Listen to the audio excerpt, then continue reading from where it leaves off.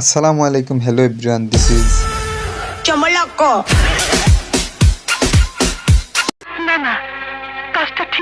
কাজটা ঠিক হয়নি কেন? মাসুম বিল্লাহ যদি সবাইকে চমলক্ষ বানাইতে পারে তাহলে আমি কেন পারবো না? যাই হোক, মাসুম বিল্লার কথা বাদই না হয় রাখি। আজকের ভিডিওটি আসলে পিঠা উৎসবের ভিডিও। বাট পিঠা দেখতে গিয়ে ভাইরে ভাই যত নারী দেখলাম সেটা দেখে তো আমি পুরাই অবাক।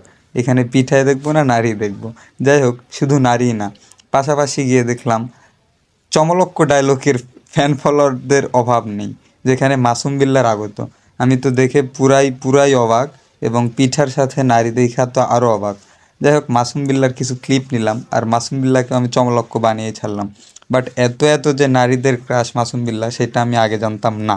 আসলে আমি ভেবে পাচ্ছিলাম না কোনটা দেখবো, পিঠা উৎসবে গিয়ে পিঠা দেখবো, না নারী দেখবো, নাকি মাসুম বিল্লার ফ্যান ফলোয়ারদের দেখবো, নাকি মাসুম বিল্লাহকে চমলক্ষ বানাবো। চমলক্কো।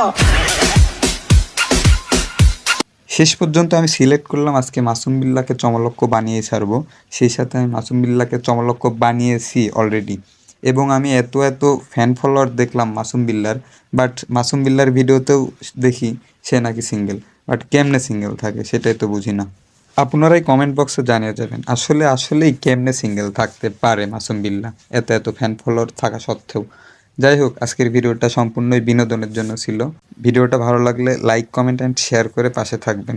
লাস্টে কিছু নাচানাচির ভিডিও দেখেন আর এনজয় নিন।